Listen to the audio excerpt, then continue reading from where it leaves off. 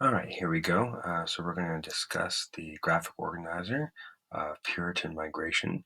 What we're doing here is we're defining the time period. So what was going on before, during, and after Puritan migration? What are the things we need to know? Just a reminder, you always start with a start date here. When do you think this started? I have 1603, which is when James I becomes the king. This is before the Puritans ever migrated and came to America, because in England, James I was persecuting the Puritans because he favored Catholics over the Puritans. Remember, this is going on during the English Reformation, when the English church split away from the Catholic Church. James also increased taxes on Puritan businessmen. They tended to be middle class, and so they didn't like that either. So not only was James persecuting them for their faith, but he was also costing them money by taxing them. That's my starting date here. And my ending date here that I gave you was 1637, which is when Anne Hutchinson was put on trial. Because at that point, this is in the Americas now, at that point, the Puritans were starting to kind of break off a little bit. You had Anne Hutchinson, Roger Williams, and a few others that were questioning the authority of the Puritan leaders. Okay, so those are my starting dates and ending dates. Before we go any further on this, I want to show you what the back of my graphic organizer looks like, so you can get an idea of how I approach this. So when I first start doing an assignment like this, what I do is I take a look at the let's take a look at the next slide. There it is. This is the back of my graphic organizer. What I did is I just opened up the book and I gave you the page numbers starting on page 27. And I just started to kind of jot down some things that I saw that was important, that related to the Puritans and what led to their migration. So you can kind of see it's not that organized right now. I just have a list of all these kinds of things. What I then do is I take a look at what I have back here and I start to group the things together that they have in common. And then I decide what I want to put on the front side. And the check mark here just shows that, like, okay, I took this information and I put it onto the front side of the graphic organizer. Okay, let's go back to the front side here. All right, so you'll notice here that I have these topics underlined. Topics are key. If you remember, in previous graphic organizers, I've had you guys had facts grouped into topics. So I have here their kind of Puritan treatment in England. So this is before the migration happened. So I have things here about James I and also his successor, Charles I. I put some dates here so we have an idea of when we're talking about: 1603, 1620s. Both of these kings favored Catholics, and both of them did things that were perceived as being unfair to the Puritans, and it made the Puritans unhappy about being in England. So that's one reason why they decided to come to the Americas, was they weren't being treated fairly in England, or they felt that way. I have another category here of like reasons for coming. Okay, so why did they decide to come besides what was happening here? Well, the separatists, the Pilgrims, they had lived in England, but then after James, they moved to Holland in hopes that they could find a place to practice their religion freely. But while they were in Holland, they faced this job discrimination because of their religion. And so that caused them to say, you know what, we're not that happy here. Let's go someplace else. Let's go to the Americas. Let's go and settle in Plymouth. The Puritans, which is a different group of people, they were stayed in England, but then they ended up moving to Massachusetts Bay. And so you have John Winthrop, the leader, wanting a place for them to practice their religion freely. And originally, they were supposed to go with a group of people that were coming for economic reasons, but they kind of met secretly and bought out the economic settlers so that everybody on the ship could be focused around religion. They could all be of one kind of mind here on that. So who went? The type of people that went. The Pilgrims was a pretty small group, only 100 people or so. And when they settled in Plymouth, they remained a little bit more poor. They were families, though, not individuals. So they had, the men brought their wives and children. The Puritans, this is a different situation. Notice how it's 1,000 people. That is a lot of people for the 1600s to be moving. Way more than the Pilgrims were.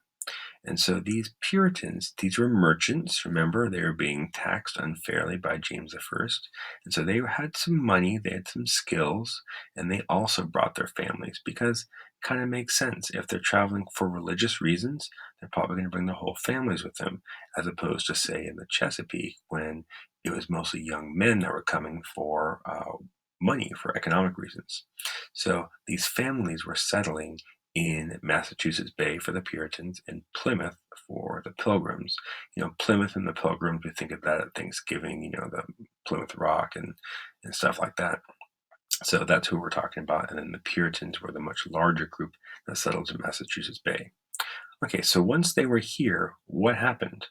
What type of government did they set up? So the Pilgrims, they wrote the Mayflower Compact, which is this first civil government and they were led by William Bradford. And this civil government kind of sets up the rules by which they're going to be governed. And they all kind of agree, they all sign this and say, like, hey, we're going to follow these rules together. And it's kind of not democracy exactly, but it's kind of everybody kind of entering into like a contract and saying, we're going to all follow these rules. The Puritans had a little bit different attitude. They had a theocracy, basically, where the religious leaders were also the political leaders. So the leaders that were elected, so it's somewhat democratic, they were the ones that supported the church, right? So the church was really important to the Puritans in all parts of their society. And John Winthrop, the leader of the Puritans, he talked about them being a city upon a hill. In other words, a role model to the rest of the world about how they should live their lives with their faith and everything about them. So this city upon a hill is going to be important. We're going to take a look at this a bit later. Okay, so those are some things that are happening with the Puritan migration. There's also the relationship with natives. So in the beginning, they both received help from natives. That's kind of going back to the first Thanksgiving that we've kind of talked about, kind of our origins of Thanksgiving here.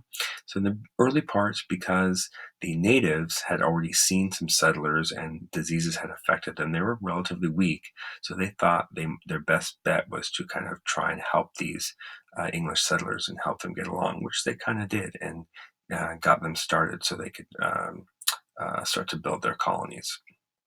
Now, over here, we have contradictory characteristics. Contradictory characteristics are things that seem to be going against what the Puritans were kind of all about. The Puritans were all about strength in their faith, not tolerating any disagreement. It's either their Puritan way or you get out, basically. So I have two kind of contradictory characteristics here. I have Roger Williams and Anne Hutchinson.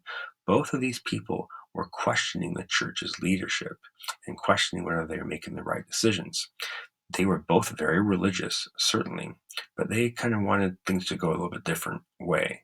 Roger Williams wanted to separate the church from the government, so it goes against this idea of theocracy here.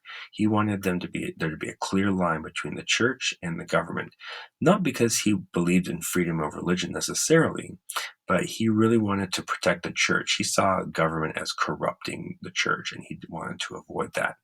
Eventually, he gets banished, he gets sent away, and he formed his own colony in Rhode Island, where he did have freedom of religion and did enforce this separation between church and state. Anne Hutchinson is another example of somebody who challenged the authority of the Puritan leadership. Now, she is a woman, and so that was an unexpected role for these Puritans.